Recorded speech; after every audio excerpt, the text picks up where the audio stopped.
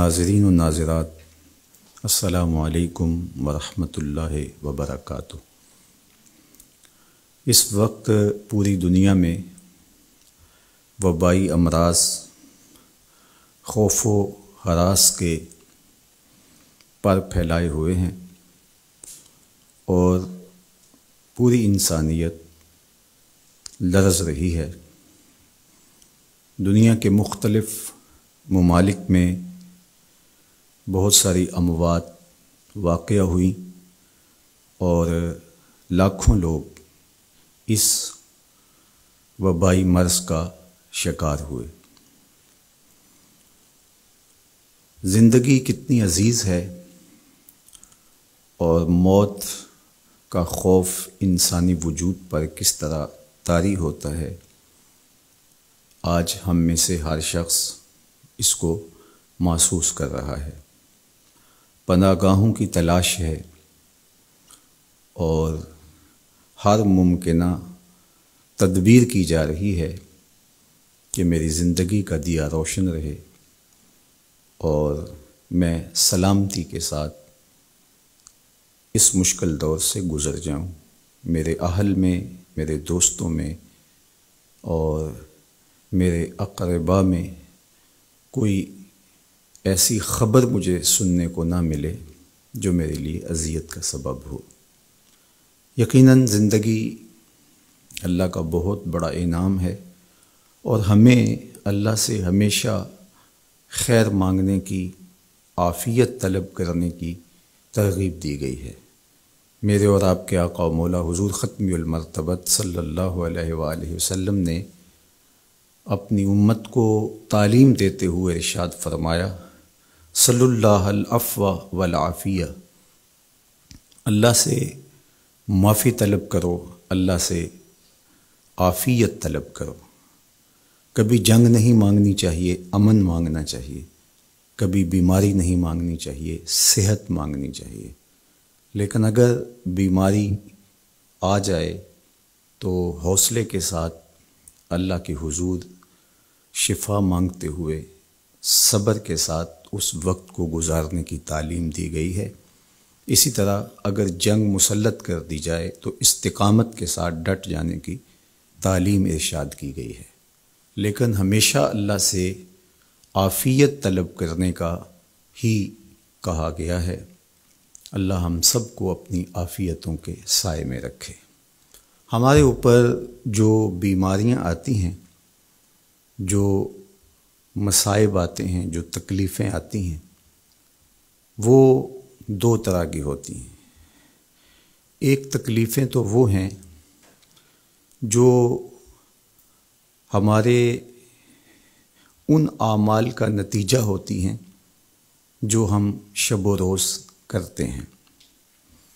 بیماریوں کا آنا ہماری بد پرہیزیوں کا نتیجہ ہے، وقت پہ سونا نہ، معمولات زندگی کا درست نہ ہونا اور آرام کا جو وقت ہمیں میسر ہونا چاہیے کسی وجہ سے وہ حاصل نہ ہو پانا، بر وقت نہ کھانا یا بے تحاشا کھا لینا۔ کوئی شخص نشہ لیتا ہے تو اس کے نتیجے میں وہ بیمار ہوگا۔ اسی طرح دیگر بیماریاں جو ہمیں لاحق ہوتی ہیں وہ ہمارے ہی عمل کا نتیجہ ہوتی ہیں۔ اسی طرح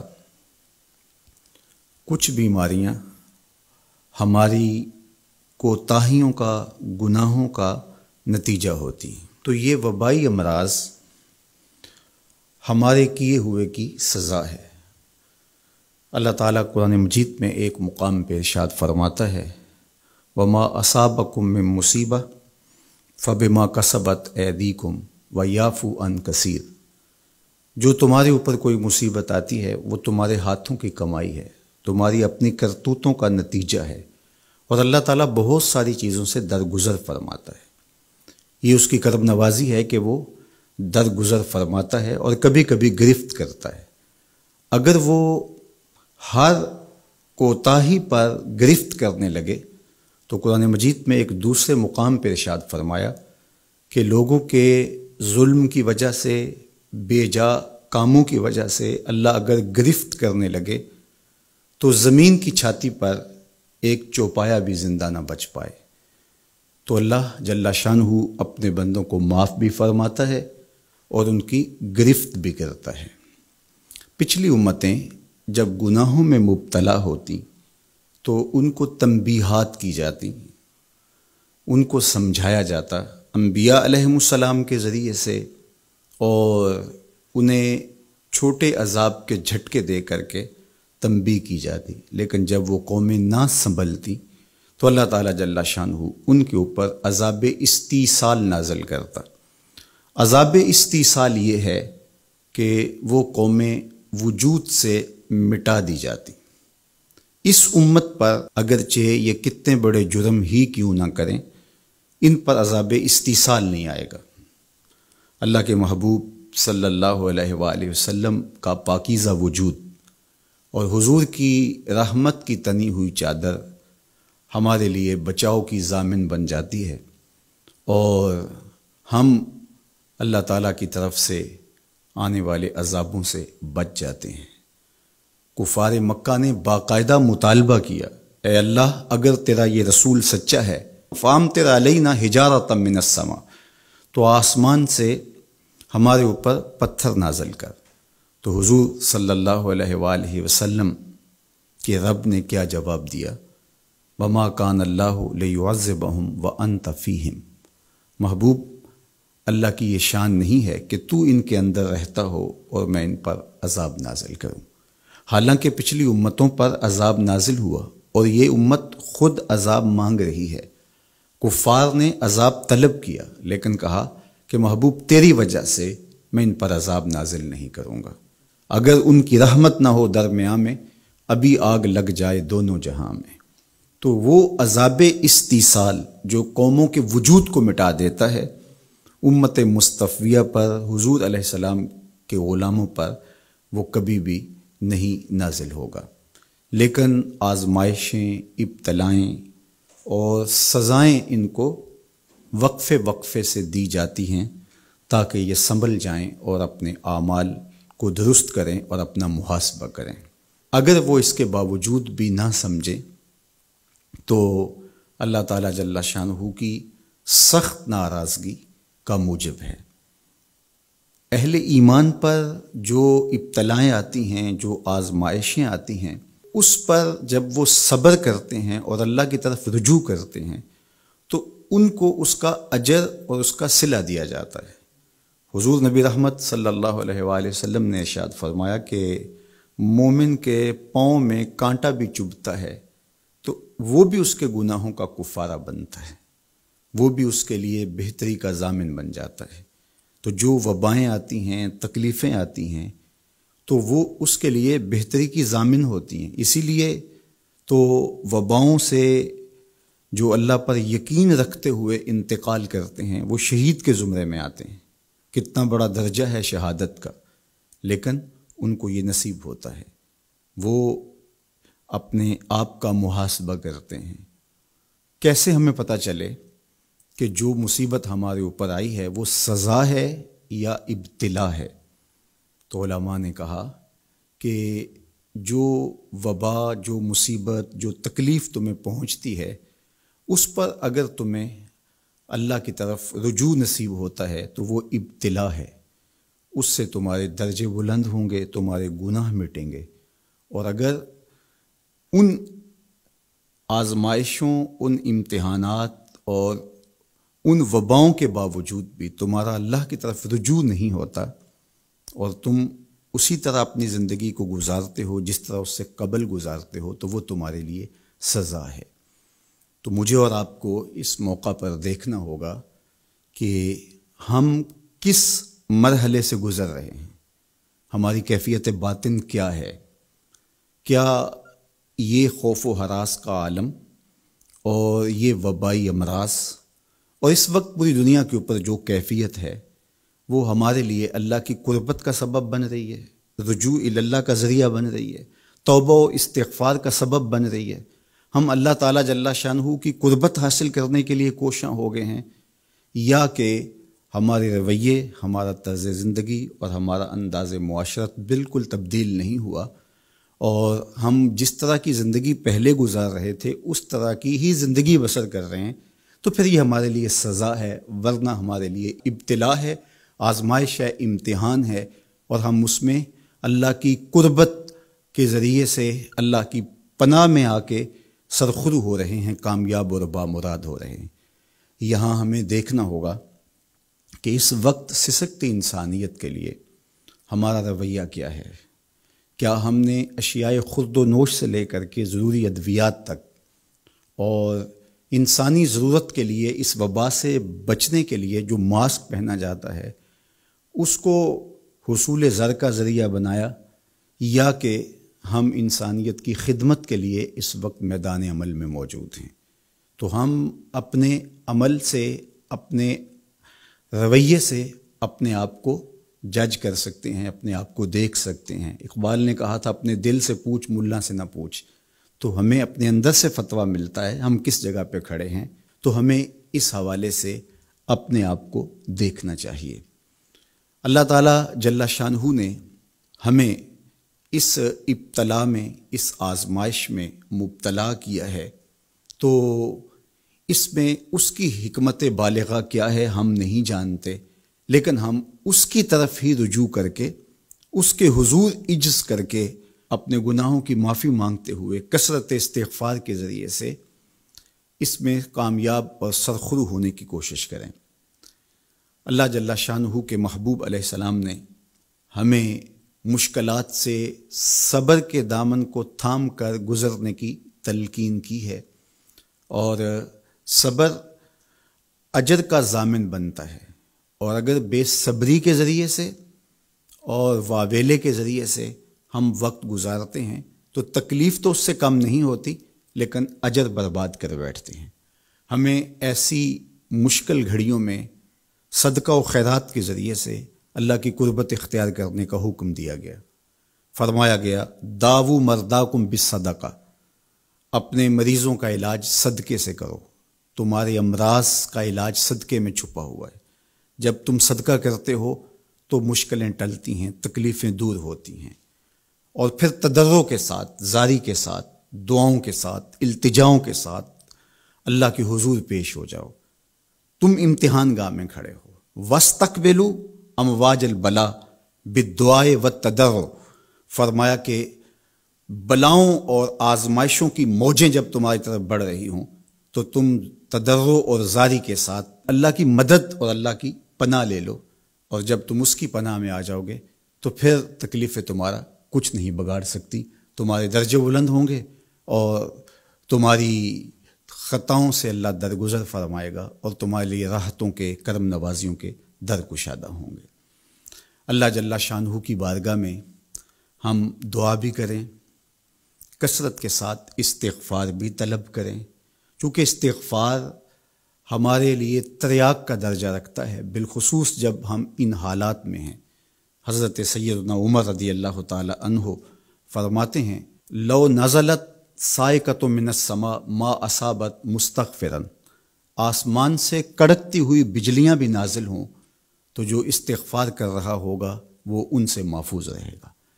تو استغفار کرنے والا اللہ جل شانہ کی پناہ میں آ جاتا ہے، اس کی حفاظت کے حصار میں آ جاتا ہے۔ حضرت امام شافعی علیہ رحمہ فرماتے ہیں کہ میری زندگی کا نچوڑ، میں نے جو دین پڑھا ہے، دین سمجھا ہے، تو اس کا خلاصہ یہ ہے کہ ما رأیت انفع للوباء من التسبیح، وباؤں اور ابتلاؤں کے اندر تسبیح سے بہتر میں نے کوئی وظیفہ نہیں پایا ہے۔ تو جب آپ اللہ کی تسبیح بولتے ہیں، اس کی پاکی بولتے ہیں، تو آپ اللہ کی رحمتوں کے حصار میں آ جاتے ہیں، اس کی پناہ میں آ جاتے ہیں۔ تو اللہ تعالیٰ جل شانہ آپ سے مصیبتوں کو اٹھا لیتا ہے، تکلیفوں کو اٹھا لیتا ہے۔ تو استغفار طلب کیجئے، اللہ کی تسبیح بولیے، اور قرآن مجید کی کثرت کے ساتھ تلاوت کیجئے۔ آج جب کہ فرصت کے لمحے ہمارے ہاتھ آ ہی گئے ہیں اور ہم کسی وجہ سے گھروں میں بیٹھ ہی گئے ہیں، تو اس موقع پر ہمیں کتاب اللہ کے ساتھ جڑنا چاہیے۔ کتاب اللہ کے ساتھ ہمارا تعلق جتنا مضبوط ہوگا، اللہ پر یقین اتنا ہی پختہ سے پختہ تر ہوتا چلا جائے گا۔ لیکن آج اگر سویر سے لے کر شام تک اور شام سے لے کر سویر تک ہم اپنا وقت یوں ہی برباد کر رہے ہوں اور ہمیں قرآن مجید کھول کر کے پڑھنے کی توفیق بھی میسر نہ آئے، تو پھر اس کا مطلب یہ ہے کہ ہم اس سزا کو کاٹ رہے ہیں، اس ابتلا سے اللہ کی قربت حاصل نہیں کر رہے۔ تو قرآن مجید کی تلاوت ہمیں اللہ کی قربت دیتی ہے، بلکہ ایک روایت میں آیا کہ جو شخص قرآن مجید کی تلاوت میں مشغول رہا اور اس مشغولیت کی وجہ سے اس کو دعا مانگنے کا موقع بھی نہ مل سکا، اللہ اس کو دعائیں مانگنے والوں سے زیادہ عطا فرمائے گا، چونکہ وہ اللہ کے کلام کے اندر مصروف ہو گیا۔ تو آج کل فرصت کے لمحات میں ہمیں اپنے بچوں کو بٹھا کر کے بھی ترغیب دینی چاہیے کہ وہ قرآن مجید کی تلاوت کریں، اور خود بھی قرآن مجید کی تلاوت اپنے معمولات میں شامل کرنی چاہیے۔ اور جتنے بھی یہ دن ہمیں میسر ہیں، اپنی روٹین اس حساب سے ہم بنا سکتے ہیں کہ قرآن مجید کے ساتھ ہم جڑ جائیں، اور اس کو اگر مفاہیم و مطالب کے ساتھ پڑھنے کا مزاج ہو اور روزانہ 1 پارہ یا 2 پارہ اس کے مفاہیم کے ساتھ، اس کے مطالب کے ساتھ اگر پڑھنا نصیب ہو جائے، تو پھر قرآن مجید کے پیغام کو سمجھنے کا ہمیں موقع مل جائے گا۔ چونکہ یہ کتاب ہمارے آقا و مولا حضور ختم المرتبت صلی اللہ علیہ وآلہ وسلم کی وساطت سے ہمارے نام، ہمارے رب کا پیغام ہے، سندیسہ ہے ہمارے رب کا۔ ہمارے رب نے ہمیں کیا کہا ہے ہمیں سمجھنا چاہیے۔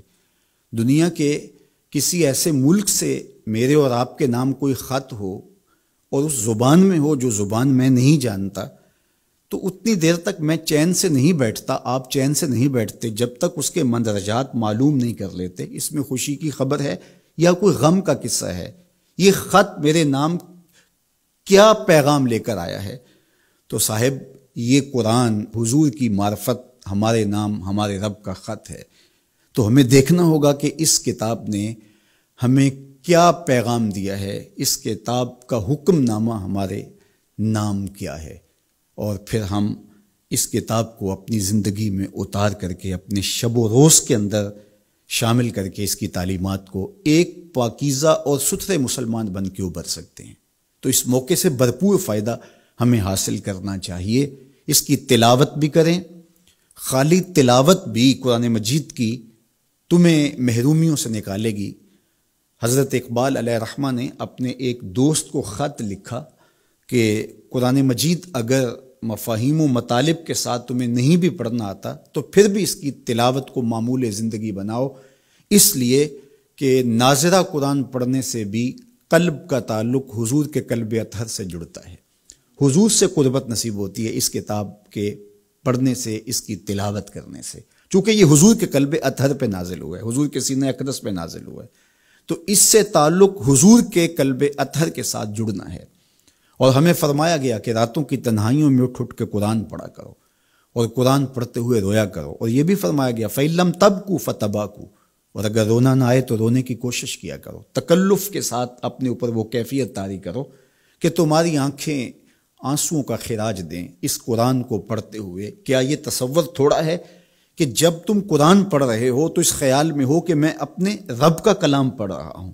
فرمایا تمہارا رب سے ہم کلام ہونے کو جی چاہے تو قرآن کھول کے بیٹھ جاؤ، یہ رب سے ہم کلام ہونا ہے۔ حضرت داتا گنج بخش علی حجویری علیہ الرحمہ سے ایک مرید نے کہا حضرت اگر رونے کی کوشش کریں تو پھر بھی رونا نہ آئے تو فرمایا پھر اپنے مقدر پہ رویا کرو، تم اتنے سنگ دل ہو گئے ہو کہ تم رونا بھی چاہتے ہو لیکن تمہاری آنکھیں آنسوں کا خراج نہیں دیتی۔ تو اس کتاب کے ساتھ جڑ کے، اس کتاب کے ساتھ وابستہ ہو کے، اس کے ساتھ تعلق خاطر قائم کر کے اپنی زندگی کو سنوارا جا سکتا ہے۔ یہ کتاب زندگی ہے، یہ نسخہ حیات ہے، نسخہ کیمیا ہے۔ فاش می گوئم آنکھ در دل مزمرست، این کتاب نیز چیز دیگرست۔ اقبال نے کہا اگر میں کھل کے بتا دوں جو میرے سینے میں پوشیدہ ہے، یہ کتاب نہیں، یہ کوئی اور ہی چیز ہے، یہ زندگی بخش ہے، یہ حیات آفری ہے، اس کا ایک ایک لفظ نور دیتا ہے، اس کا ایک ایک حرف اجالے بانٹتا ہے۔ بلکہ وہ لوگ جو اس کتاب سے زندگی حاصل نہیں کرتے اور اس کتاب کے ہوتے ہوئے بھی محرومیوں کا شکار ہے، تو بڑی خوبصورتی کے ساتھ اقبال نے تنقید کی اور سوئے ہوئے ضمیر جگانے کی کوشش کی۔ ببند صوفی و ملا اسیری حیات از حکمت قرآن گیری، با آیاتش ترا کار جزی نیست کہ از یاسین او آساں بمیری۔ اقبال کہتے ہیں تو جاہل صوفی اور کاہل ملا کے ایسے پھندے میں پھنسا کہ تو نے قرآن سے زندگی تلاش نہیں کی۔ قرآن کی آیتوں سے تجھے صرف اتنا سروکار ہے، جب تیرے بوڑھے کی روح اٹک گئی تو سورہ یاسین لے کے بیٹھ گیا کہ میں اس کی تلاوت کروں اور اس کی روح آسانی سے نکل جائے۔ اقبال کہتے ہیں اس میں کوئی شک نہیں ہے، مرنے والے کو اس کا فائدہ ہوتا ہے، لیکن مجھے افسوس اس بات کا ہے کہ اس قرآن سے بھی تو نے مرنا ہی سیکھا، کاش اس قرآن سے جینا سیکھ لیا ہوتا۔ یہ تجھے زندگی کے کرینے سکھاتا، تجھے اسلوب حیات بتاتا، تجھے جینے کا طریقہ بتاتا، تجھے محمد عربی کی دہلیز پہ لے جاتا، تمہیں خدا کی قربت دیتا، خشیت الہی کے اجالے دیتا۔ یہ کتاب زندگی بخش اور حیات آفری تھی، تو نے کیوں اس کتاب کے ہوتے ہوئے اپنے آپ کو محرومیوں کے سپرد کر دیا؟ تو یہ موقع ہمیں ملا ہے زندگی کی گہما گہمی میں، زندگی کی چکا چون میں، سویر سے شام تک، شام سے سویر تک بھاگم بھاگ لگی تھی، تو کسی وجہ سے لمحے فرصت کے ہاتھ آ ہی گئے ہیں۔ تو آئیے ہم اپنا ربط کتاب اللہ سے جوڑیں، قرآن سے جڑ جائیں اور اس کی تلاوت کو شعار زندگی بنا لیں۔ گر تو می خواہی مسلمہ زیستن، نیست ممکن جز بقرآن زیستن۔ اگر تو مومن بن کے، مسلمان بن کے جینا چاہتا ہے تو قرآن کے بغیر تیرا ایک لمحہ بھی نہیں بیت سکتا۔ تو اس کتاب کے ساتھ ہمیں وابستہ ہونا چاہیے، روزانہ 1-2 پارے خود بھی پڑھنے چاہیے اور اپنے بچوں کو بھی اس کی ترغیب دینی چاہیے۔ روزانہ ہماری صبح کا آغاز تلاوت کلام مجید سے ہو تو زندگی کتنی خوشگوار، پر نور، تاباں اور منور ہوگی۔ تو اس موقع پر میں مشورہ دوں گا اپنے جملہ ناظرین سے، سامعین سے، کہ وہ کتاب اللہ کے ساتھ جڑ جائیں اور یہ کتاب دیکھنا کہ کیسے موتی اچھال کے تمہاری گود میں ڈالتی ہے۔ یہ دنیا کی واحد کتاب ہے جو اپنے قاری کو اس کے نفسیات کے مطابق، اس کے مبلغ علم کے مطابق، اس کے ظرف کے مطابق اس کو عطا کرتی ہے۔ دنیا کی کتنی کتابیں ہیں جو ایک عام شخص کے لیے تو دلچسپ ہیں، لیکن جو علم کی بلندیوں پر اڑ رہا ہے تو اس کے لیے اس کتاب میں کچھ بھی نہیں ہوتا۔ اور کتنی کتابیں ہیں جو اہل علم کے لیے تو سرمایہ ہیں، لیکن جو نچلے درجے کا عام شخص ہے اس کو اس کی سمجھ ہی نہیں آتی۔ لیکن قرآن ایک ایسی کتاب ہے، اس کو جس طبقہ زندگی سے تعلق رکھنے والا پڑھے، چاہے وہ ایک عام شخص ہو اور چاہے وہ بہت بڑا مدقق ہو، جو بھی پڑھے قرآن اس کو اس کے ظرف کے مطابق فیض دیتا ہے۔ ہم ہوئے، تم ہوئے کہ میر ہوئے، اس کی زلفوں کے سب ہی اسیر ہوئے۔ یہ اس کتاب کا اعجاز ہے، اس کتاب کا کمال ہے، اور یہ اپنے پڑھنے والوں کے لیے آسان ہے، رشد و ہدایت کی ضامن ہے اور اللہ کی قربت کا ذریعہ ہے، ہمیں زندگی گزارنے کا اسلوب دیتی ہے اور حیات آفرین کتاب ہے۔ تو اس کے ساتھ ہمیں جڑنا چاہیے اور اس موقع سے ہمیں بھرپور فائدہ حاصل کرنا چاہیے۔ ایک بات میں یہ بھی عرض کرنا چاہوں گا کہ اس موقع پر خاص طور پہ ہمیں تھوڑا سا اپنا محاسبہ کرنے کے لیے بھی وقت مل گیا ہے۔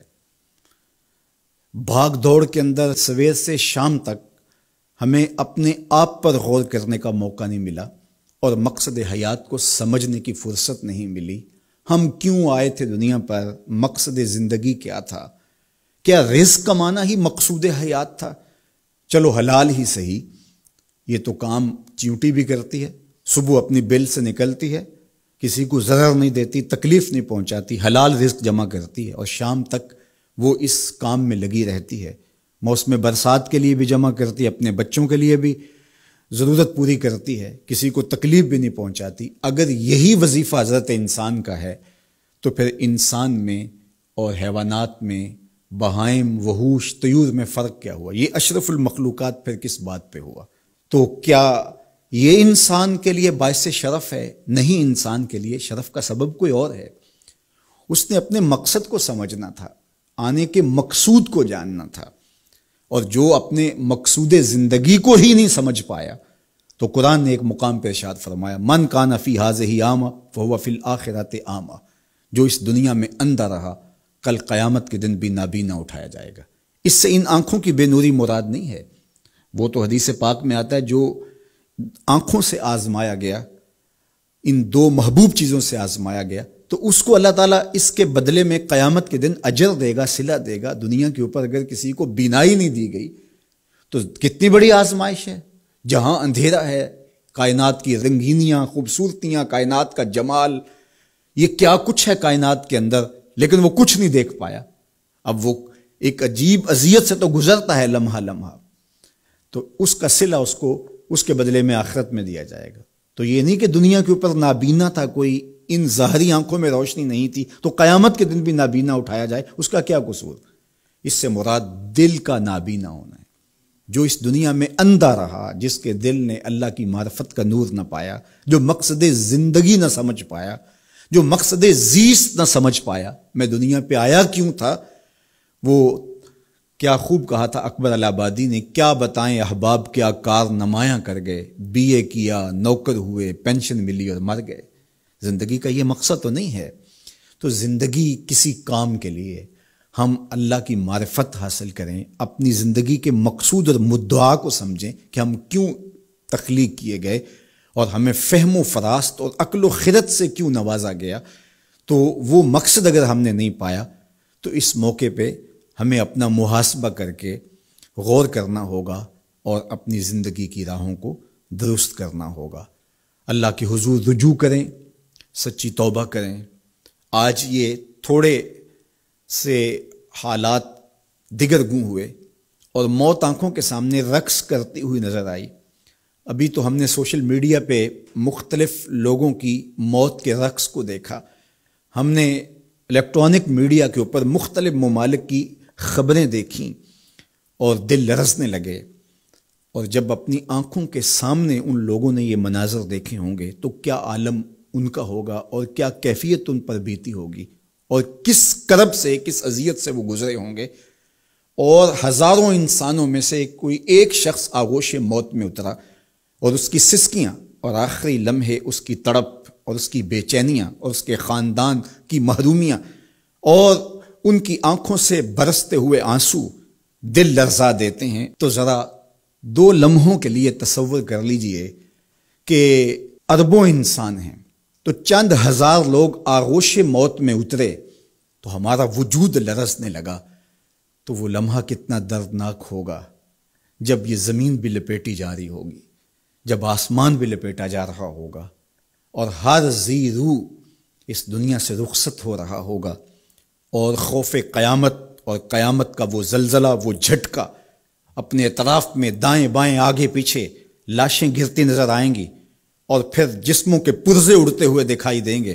اذا زلزلت الارض زلزالها واخرجت الارض اثقالها وقال الانسان ما لها یومئذ تحدث اخبارها۔ وہ داروگیر کے لمحے، وہ ایک خوفناک چنگھاڑ اور چیخ، وہ اتنا دردناک لمحہ ہوگا کہ ہول قیامت سے پیدا ہوتے ہوئے بچے کے بال سفید ہو جائیں گے، وہ اتنا دردناک لمحہ ہوگا۔ تو وہ لمحہ بھی آنے والا ہے اور ہم سب لوگ آغوش موت میں اترنے والے ہیں۔ اگر اس وبا سے میں اور آپ بچ کے نکل بھی جاتے ہیں تو کیا موت سے ہم بچ پائیں گے؟ تو یہ ہمارے لیے ایک جھنجھوڑنے کا لمحہ ہے، ہمیں تنبیہ کی جا رہی ہے، یہ تازیانہ عبرت ہے ہمارے لیے، اور ہم اپنی آخرت کی بہتری کے لیے کوشش کر لیں اور دیکھیں کہ یہ لمحات زندگی کے اور یہ گھڑیاں جو آج ہمیں میسر ہیں، ایک وقت آئے گا یہ بھی میسر نہیں ہوں گی، اور اگر آج ہم نے عبرت حاصل نہ کی تو پھر سوائے ہاتھ ملنے کے کچھ نہیں ہوگا۔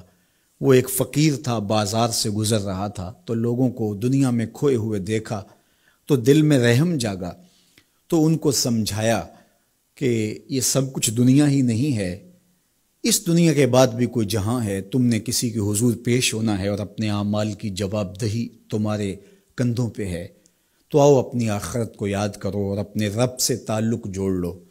لوگوں نے کہا جا بابا کام کر، تجھے کیا پتا کہ دنیا کی لذتیں کیا ہیں اور ہم کس کام کاج میں لگے ہیں، جا اپنا کام کر۔ وہ شخص دل برداشتہ ہو گیا، وہاں کھڑا ہو کے آنسو بہانے لگا۔ کوئی شخص گزرتا ہوا رکا تو اس نے ایک شخص کو روتے ہوئے دیکھا تو رک کے کہنے لگا کہ کسی نے تجھے تنگ کیا ہے، کسی نے تیرے اوپر کوئی زیادتی کی ہے، تم کیوں رو رہے؟ اس نے کہا کسی نے کوئی زیادتی نہیں کی، بس ان کے رویے نے رلا دیا۔ کہا کیا ہوا؟ کہا گزر رہا تھا، ان کو دنیا میں کھوئے ہوئے دیکھا، دل میں خیال جاگا کہ ان بندوں کی اور رب کی صلح ہی نہ کروا دوں۔ تو کہا پھر کیا بنا؟ کہا وہ تو مان گیا تھا، یہی نہیں مانے۔ وہ تو کہتا تھا لے آ میری دہلیز پہ، میں سارے گناہ معاف کر دوں گا۔ التائب من الذنب کمن لا ذنب لہ، گناہ سے توبہ کرنے والا ایسا ہو جاتا ہے جس طرح اس نے گناہ کیا ہوا ہی نہیں۔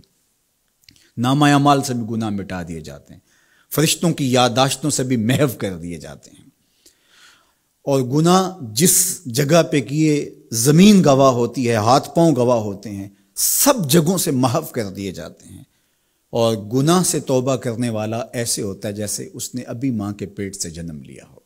تو کہا وہ تو کریم ہے، سورج ابھی مغرب سے طلوع نہیں ہوا، رحمت کا در کشادہ ہے، توبہ کا دروازہ بند نہیں ہوا، تو میرا خیال تھا ان بندوں کی اور رب کی صلح کروا دوں۔